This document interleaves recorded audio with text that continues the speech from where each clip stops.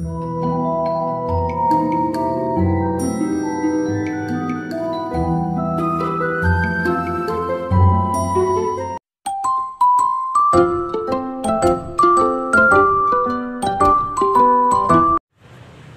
there, apa kabar? Aku berharap kalian baik semua di sana. Sehubungan sekolah masih dilaksanakan secara daring atau online, jadi kali ini kami berlima akan mempresentasikan hasil tugas kami dalam bentuk sebuah video yang berjudul Mewaspadai Ancaman Terhadap NKRI. Oh ya, sebelum masuk ke topik pembahasan, saya akan membuka pendahuluan sebentar. Indonesia merupakan negara kepulauan yang memiliki ribuan luas pulau. Beberapa di antaranya dikategorikan sebagai pulau tertua, contohnya ialah Pulau Sumatera. Dan Indonesia juga memiliki pulau terdepan yang berada di garis perbatasan dengan negara lain. Pulau ini bernama Pulau Kalimantan. Karena posisinya yang terdepan, pulau ini membutuhkan perhatian khusus karena rawan dari ancaman NKRI dan ancaman dari negara lain.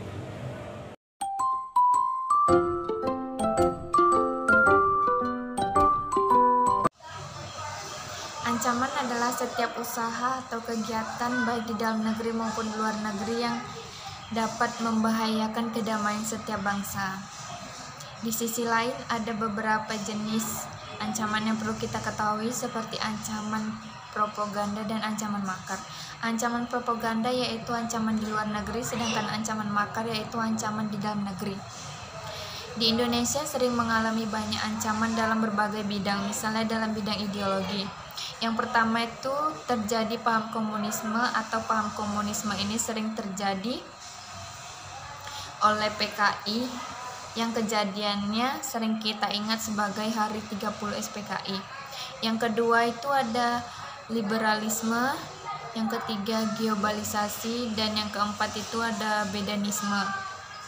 Politik dari luar negeri seperti intimidasi, provokasi, dan balkoda politik. Sedangkan dari dalam negeri itu seperti pemberontakan, kudeta, dan separatisme.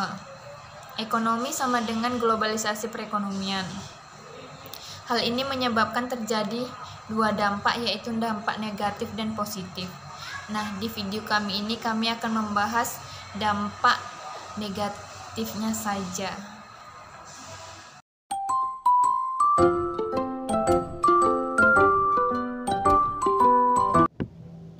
Dampak negatif dari ancaman dari bidang ekonomi.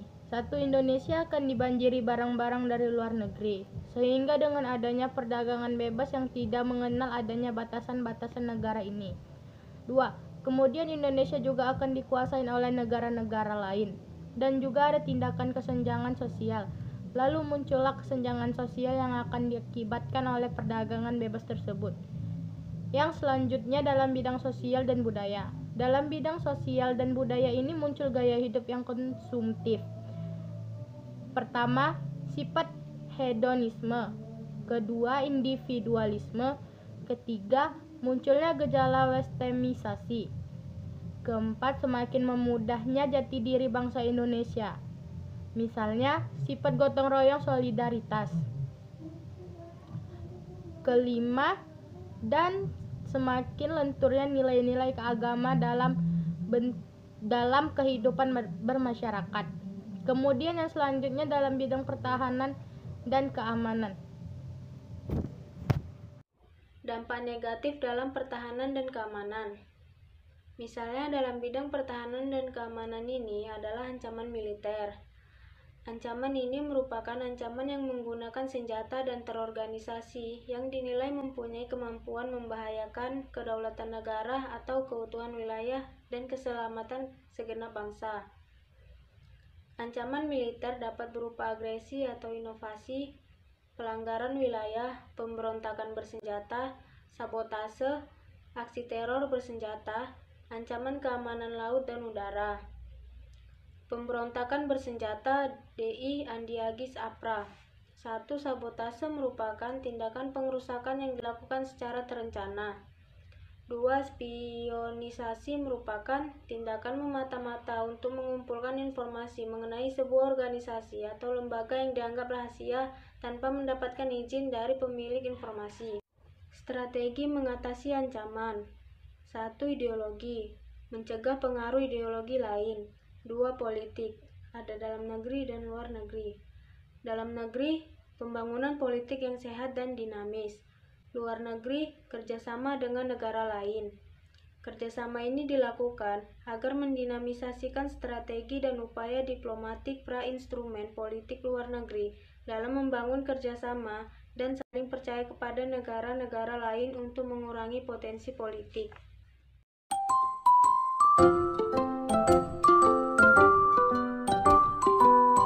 Strategi mengatasi ancaman dalam bidang ekonomi.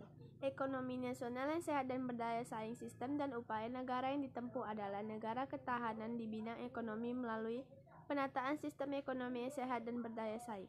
Untuk menghadapi ancaman yang berdimensi ekonomi dan internal, prioritas kebijakan berupa penciptaan lapangan kerja padat karya sebagai salah satu solusi. Yang pertama, memberantas kemiskinan. Yang kedua, membangun infrastruktur. Yang ketiga, penciptaan iklim usaha yang produktif.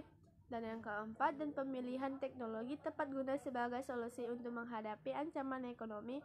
Dari internal, Indonesia harus membangun dan menjaga hubungan baik dengan negara ke negara utama dalam tatanan politik dunia. Strategi untuk mengatasi ancaman dalam bidang sosial dan budaya. Contohnya ialah program Aku Cinta Produk Indonesia. Untuk mengatasi ancaman dalam sosial dan budaya, pemerintah banyak menggalakkan program untuk meningkatkan rasa cinta terhadap budaya. Misalnya dengan adanya program Aku Cinta Produk Indonesia, dan juga memberi dorongan untuk melestarikan budaya lokal, serta memberi batasan pada media yang memberi dampak buruk terhadap bangsa. Selanjutnya adalah strategi mengatasi ancaman dalam bidang pertahanan dan keamanan atau HAMKAM.